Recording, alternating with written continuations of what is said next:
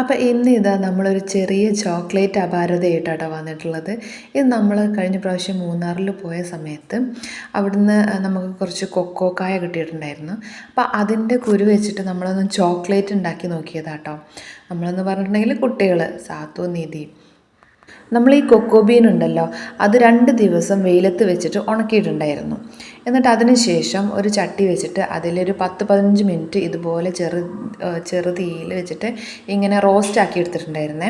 എന്നിട്ട് നമ്മൾ ഇങ്ങനെ ഈ ഒരു കുരു കണ്ടോ, ഇതിൻ്റെ തൊലി അടർന്നു പോരുന്ന പരുവത്തിലാവുമ്പോൾ നമ്മൾ എടുത്തിട്ട് അത് മാറ്റി വയ്ക്കാം. എന്നിട്ട് ചൂടാറി കഴിയുമ്പോൾ ഇങ്ങനെ എല്ലാ ബീനും തൊലി കളഞ്ഞിട്ട് എടുക്കണം. കുട്ടികൾക്കൊക്കെ ഇതൊരു നല്ല നേരം പോക്കാണ് കേട്ടോ ഈ ഒരു ജോലി. എന്നിട്ട് ഓരോ ബീനും എടുത്തിട്ട് ഇതുപോലെ തൊലി പെട്ടെന്ന് തന്നെ അടർന്നു പോരും കേട്ടോ. നമ്മളൊന്ന് പ്രസ് ചെയ്തിട്ടുണ്ടെങ്കിൽ തന്നെ അടർന്നു പോരും. അപ്പോൾ അതിൻ്റെ ഉള്ളിലത്തെ ബീൻ കണ്ടോ, ഈ സാധനം വെച്ചിട്ടാണ് നമ്മൾ ചോക്ലേറ്റ് ഉണ്ടാക്കാൻ പോകുന്നത്.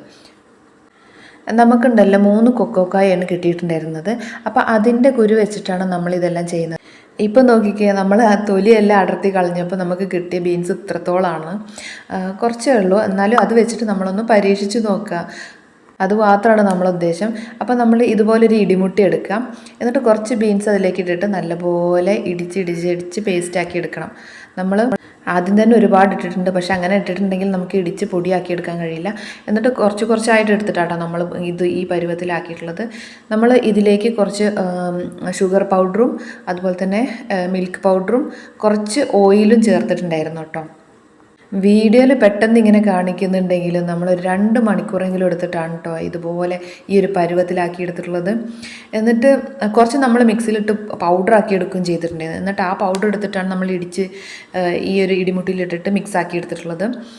പിന്നെ നമ്മളൊരു ചോക്ലേറ്റിൻ്റെ ഒരു മൗൾഡ് എടുത്തിട്ട് അതിലേക്ക് ഈ മിക്സ് നിറച്ച് കൊടുക്കുകയാണ് ചെയ്തത് കേട്ടോ. സത്യം പറഞ്ഞിട്ടുണ്ടെങ്കിൽ ഇതൊന്നും തന്നെ ചെയ്യാൻ ഞാൻ സഹായിച്ചിട്ടേ ഇല്ല. ഇത് 2 പേരും കൂടി നല്ല ഇൻട്രസ്റ്റിൽ ഉണ്ടാക്കിയെടുത്തിട്ടുള്ള ഒരു കാര്യമാണ് കേട്ടോ.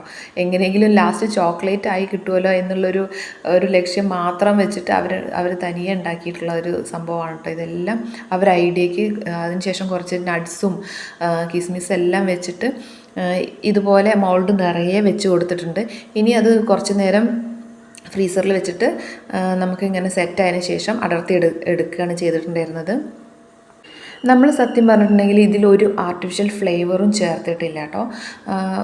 വാനില എസൻസ് പോലും ചേർത്തിട്ടില്ല. നമ്മൾ എങ്ങനെയാണോ കൊക്കോയിൽ നിന്ന് നമുക്ക് എന്ത് ടേസ്റ്റിലാണോ ചോക്ലേറ്റ് കിട്ടുന്നത് എന്നറിയാൻ വേണ്ടിയിട്ട് നമ്മൾ ഇങ്ങനെ ചെയ്ത് നോക്കിയതാണ്. ഷുഗർ പൗഡറും കുറച്ച് ഓയിലും അതുപോലെ തന്നെ മിൽക്ക് പൗഡറും കൂടി ചേർത്തിട്ടാണ് നമ്മൾ ഈ ചോക്ലേറ്റ് ഉണ്ടാക്കിയെടുത്തിട്ടുള്ളത്. ഇനി ഇത് ടേസ്റ്റ് ചെയ്ത് നോക്കുകയാണ് കേട്ടോ. അവൾ തന്നെയാണ് ടേസ്റ്റ് ചെയ്ത് നോക്കുന്നത്. ഇത് കഴിക്കുന്ന സമയത്ത് അവൾക്ക് ഭയങ്കര ഒരു സാറ്റിസ്ഫാക്ഷൻ ആയിരുന്നു, ഭയങ്കര ഹാപ്പി ആയിരുന്നു. കാരണം ഇതെല്ലാം അവൾ സ്വന്തം ചെയ്തതാണ്. സത്യം പറഞ്ഞാൽ നമ്മളിത് കടലിൽ നിന്ന് വാങ്ങുന്ന ഒരു ചോക്ലേറ്റിൻ്റെയും ടേസ്റ്റ് അല്ല കേട്ടോ. നമ്മൾ ഡാർക്ക് ചോക്ലേറ്റ് വാങ്ങി കഴിക്കില്ലേ, അതിൻ്റെ ഒരു ബിറ്റർ ടേസ്റ്റാണ്. ചെറുതായിട്ടുള്ളൊരു കയ്പ്പുണ്ടായിരിക്കും. നമ്മൾ ചേർക്കുന്ന ഷുഗർ പൗഡറിൻ്റെ ഒരു മധുരം മാത്രമേ ഉണ്ടായിരിക്കുള്ളൂ. നമ്മൾ എത്രത്തോളം ഷുഗർ ഇതിൽ ചേർക്കുന്നോ അത്രയും മധുരം കാണും.